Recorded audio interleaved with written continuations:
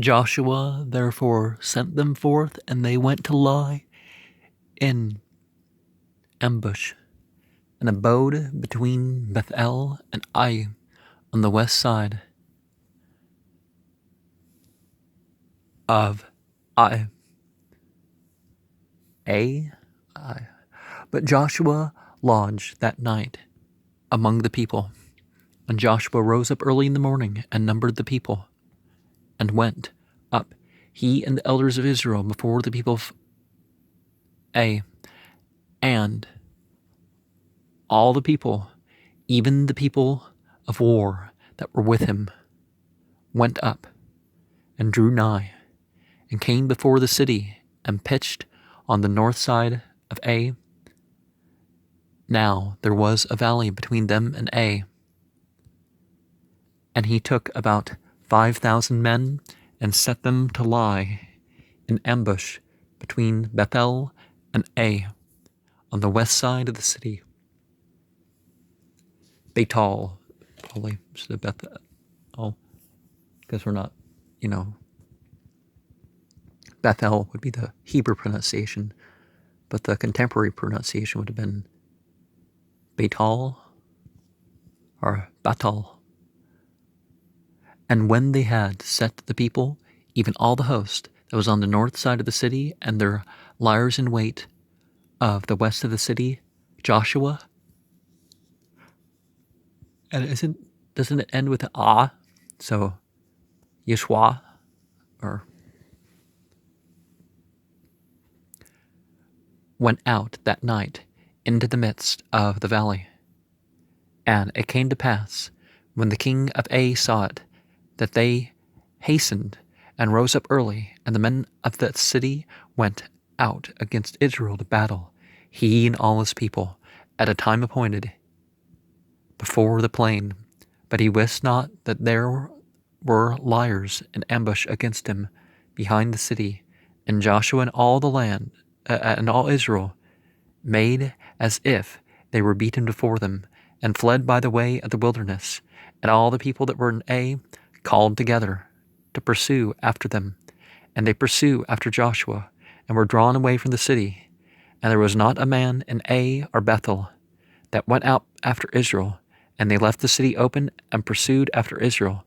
And the Lord said unto Joshua, stretch out the spear that is in thy hand toward Ai, for it will give it into thine hand. And Joshua stretched out the spear that had in his hand toward the city, and the ambush rose quickly out of the place.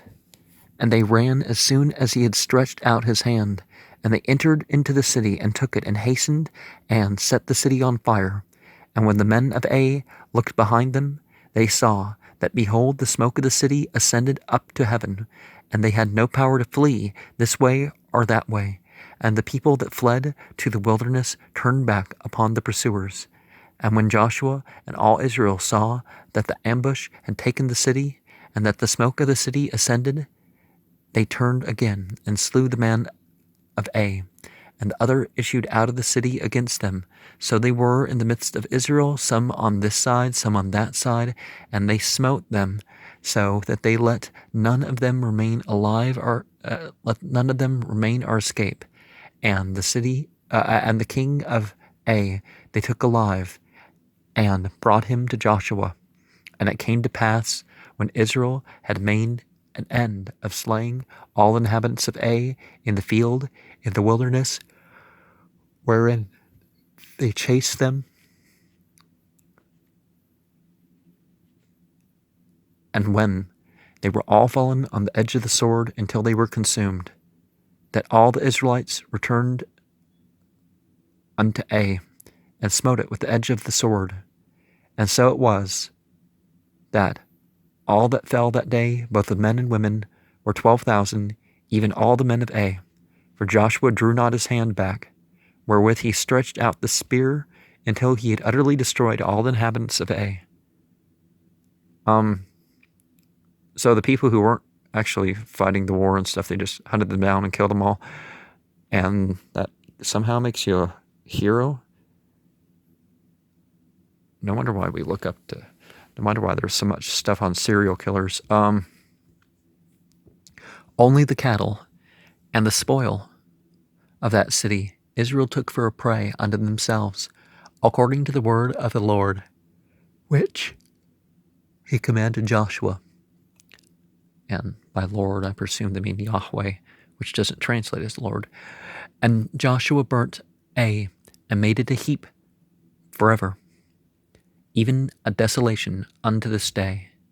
And the king of Ai he hanged on a tree until eventide.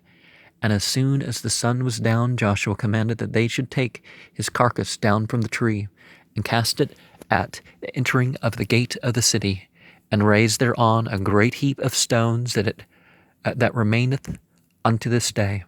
And when the inhabitants of Gibeon heard what Joshua had done unto Jericho and Ai, they did work wilily, and went and made as if they had been ambassadors, and took old sacks upon their donkeys, and wine bottles, old and rent, and bound up, and old shoes, and clouded upon their feet, and old garments upon them, and all the bread of their provision was dry and moldy. And they went to Joshua unto the camp at Gilgal, and said unto him and to the men of Israel, We have come from a far country. Now, therefore, make ye a league with us. Not the New Age far country of at least some sort of psychic projection of realms, but, the usual meaning. And the men of Israel said unto the Hivites, Peradventure ye dwell among us, and how shall we make a league with you? And they said unto Joshua, We are thy servants. And Joshua said unto them, Who are ye, and from whence come ye? And they said unto them, From a very far country. Thy servants are come because of the name of the Lord thy God. For we have heard the fame of him, and all that he did in Egypt, and all that he did to the two kings of the Amorites that were beyond Jordan, to Sihon the king of Heshbon, and to Og king of Bashan, who was at Ashtaroth.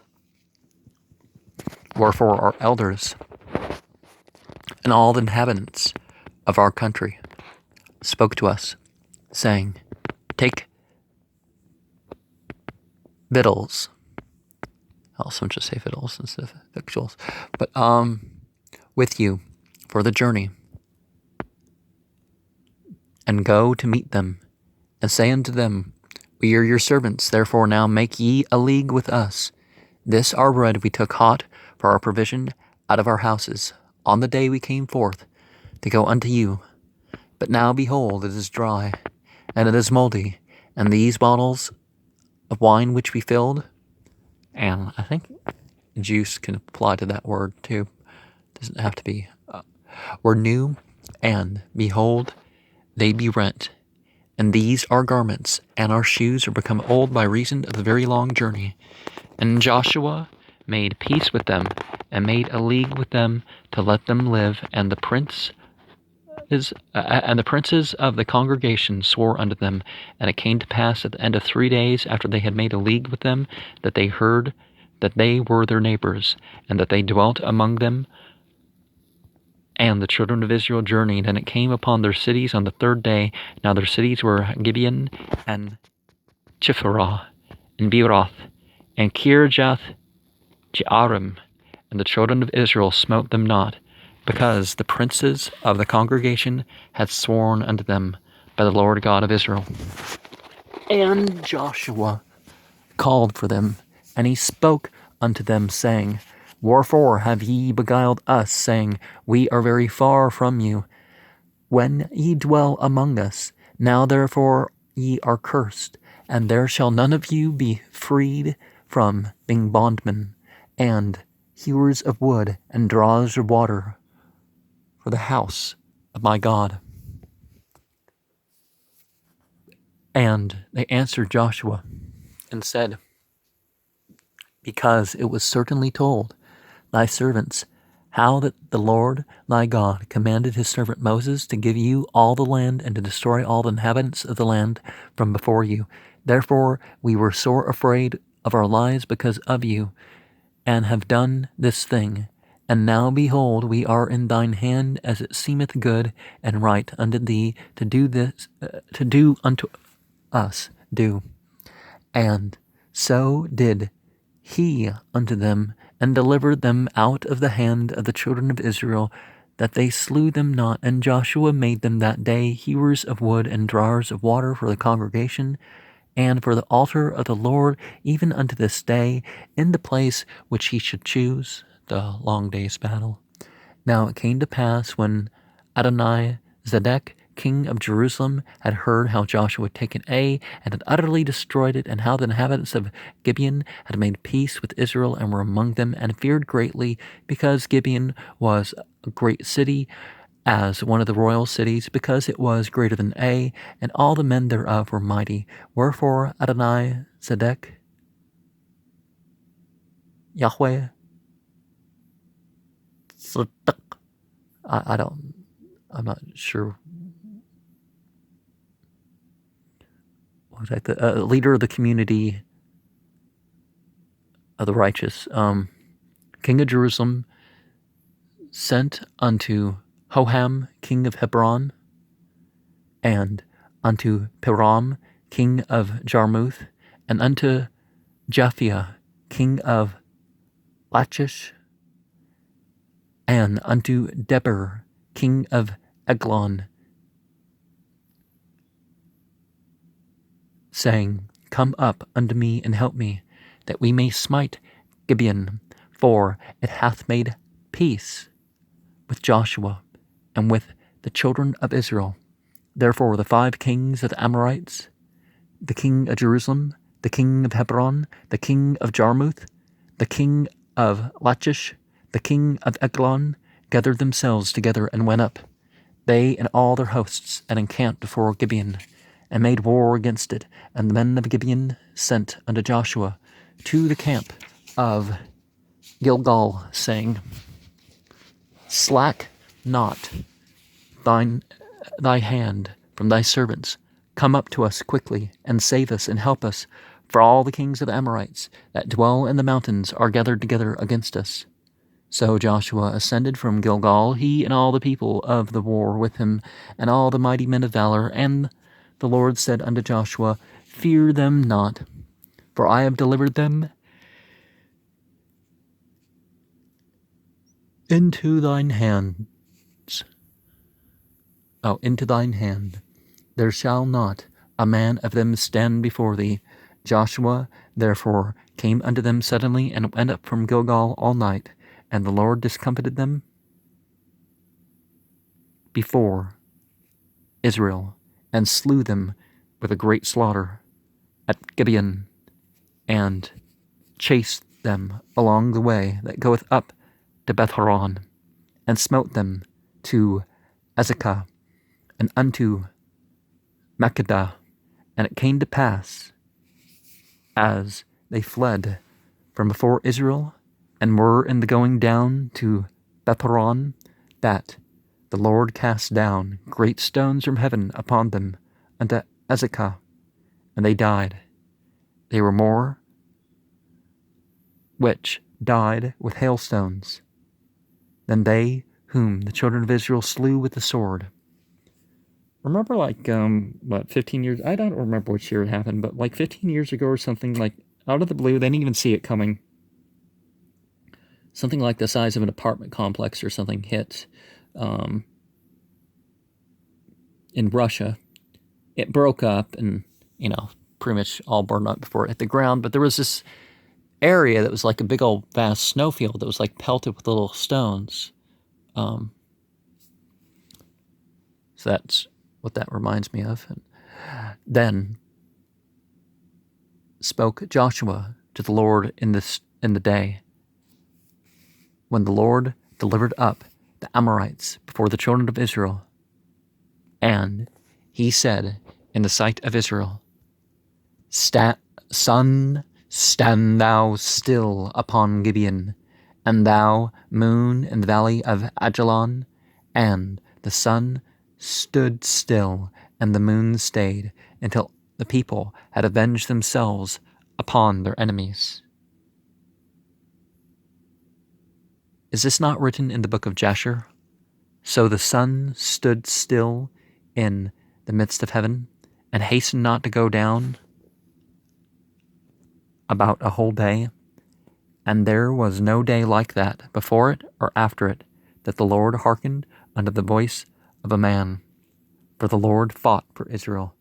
And Joshua returned, and all Israel with him, unto the camp to Gilgal. But these 5 kings fled and hid themselves in a cave at Makkedah. And it was told Joshua, saying, the 5 kings are found hid in a cave at Makkedah. And Joshua said, roll great stones upon the earth. Roll great stones upon the mouth of the cave, and set men by it to keep them. And stay ye not, but pursue after your enemies, and smite the hindmost of them, suffering them not to enter into their cities. For the Lord your God hath delivered them unto your hand. And it came to pass, when Joshua and the children of Israel had made an end of slaying them with a very great slaughter, till they were consumed, and the rest which remained of them entered into the fenced cities, and all the people returned to the camp of Joshua at Makkedah in peace. None moved his tongue against any of the children of Israel. Then said Joshua, open the mouth of the cave, and bring out those 5 kings unto me out of the cave. And they did so, and brought forth those 5 kings unto him out of the cave. And the king of Jerusalem, the king of Hebron, the king of Jarmuth, the king of Lachish, the king of Eglon. And it came to pass, when they brought out those kings unto Joshua, that Joshua called for all the men of Israel, and said unto the captains of the men of war which went with him, come near, put your feet upon the necks of these kings. And they came near, and put their feet upon the necks of them. And Joshua said unto them, fear not, nor be dismayed. Be strong and of good courage, for thus shall the Lord do to all your enemies against whom ye fight. And afterward, they really should be actual enemies rather than just starting fights with people, but with nations.